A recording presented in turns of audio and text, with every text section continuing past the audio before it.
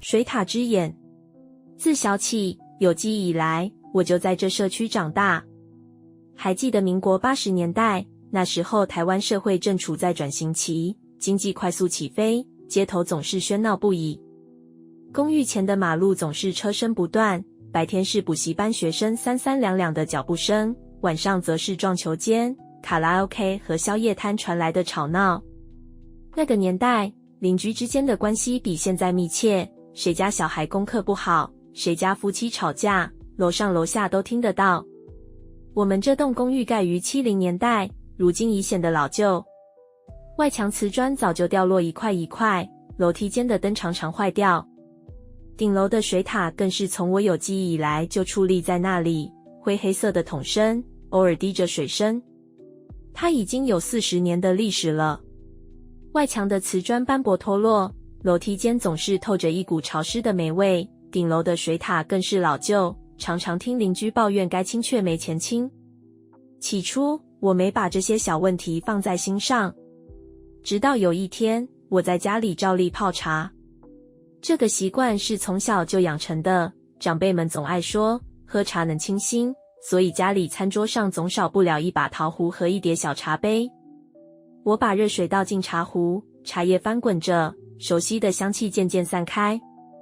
可是不知道为什么，那天壶口飘出来的味道带着一股腥甜的气息，像是生肉泡水后的味道。我端起杯子，迎着光细看，竟发现水色有些不对劲。原本应该清澈透亮的茶水，底部却浮着一层淡淡的灰白浑浊，微微折射着光，就像水里混进了什么粉末。那一瞬间，我的心底莫名一沉。茶香依旧，但那味道却怎么也喝不下去。隔壁的阿婆也说，家里的饭煮出来总有股怪味，她孙子喝了汤之后甚至拉肚子。陆陆续续，整栋楼的人都在抱怨水质有问题。有人说是水塔里掉了鸟尸体或老鼠，有人说水管老旧生锈，但总之没人真正去查。顶楼的水塔谁都嫌麻烦，大家只是口头抱怨，却没人愿意付出行动。楼上的张叔道是有上去查看过，他拿着手电筒把水塔的盖子打开，探头看了半天，却也没发现什么异物。回来时还拍着胸口说，没事啦，大概是水管老旧吧。可邻居们始终不放心，聚在楼梯口争论该不该清洗水塔。有人说应该立刻请专人来处理，有人却嫌清洗要几万块，还得停水1天，太麻烦。结果你一句我一句，争到最后，事情就这么拖着，谁也没真的去做。而就在这份耽搁里，水塔里的异状却愈演愈烈。我倒是开始注意到一些奇怪的事。半夜的时候，常会听见顶楼传来沉重的哗啦声，就像有人在水里用力搅动。明明没有下雨，但水塔外壁却常常有湿痕，顺着铁皮一路滴到楼梯口。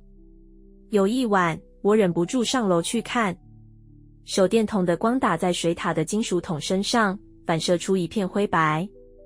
就在我以为只是自己疑神疑鬼时，却好像看到水面下有个东西浮上来，一张灰白的脸，眼睛浑浊，嘴巴大张，像在无声的呼喊。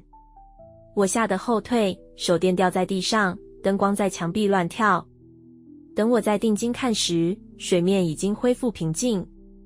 从那之后，公寓里开始有人陆续出问题。隔壁栋的年轻妈妈抱怨她小孩喝水后呕吐，楼下的老先生更是因为肠胃不适被送进了医院。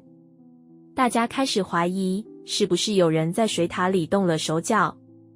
很快的，谣言传了出来。有人说是隔壁栋的住户报复，两边因为车位、噪音闹过好几次矛盾，甚至上法院吵到脸红脖子粗。有人干脆咬定那些黑影就是对方偷偷跑上来投毒的证据。恐惧和猜疑迅速蔓延。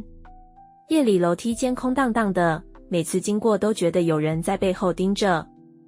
监视器里甚至拍到过模糊的影子，每到凌晨3点，总会出现在水塔旁，但却没有任何人进出的记录。我也开始做梦，梦里我总是站在顶楼，看着那口黑漆漆的水塔。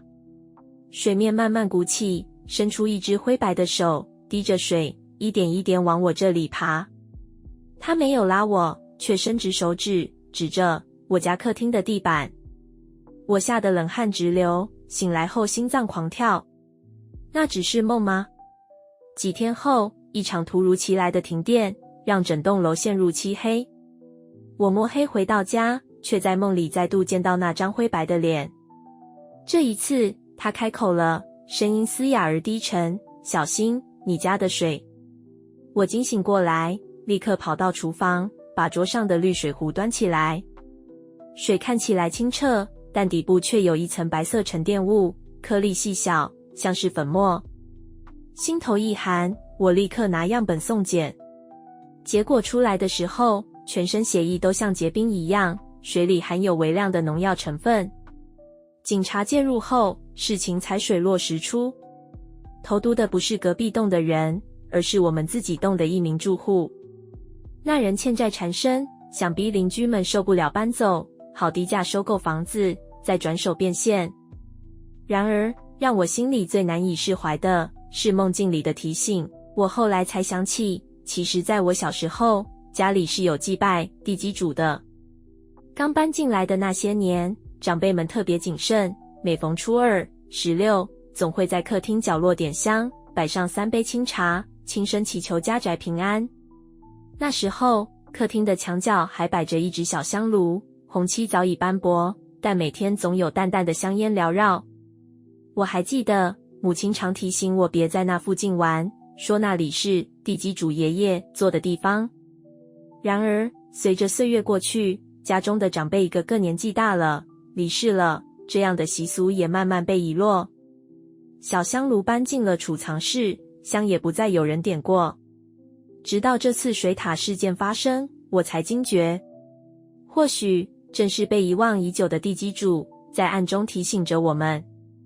我开始明白，或许这段时间守护我的不是什么逻辑或运气，而是那位无形的守护者。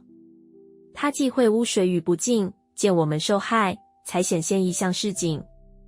投毒的邻居被逮捕，整栋公寓才终于松了一口气。管委会也终于肯花钱，把水塔彻底清洗一遍。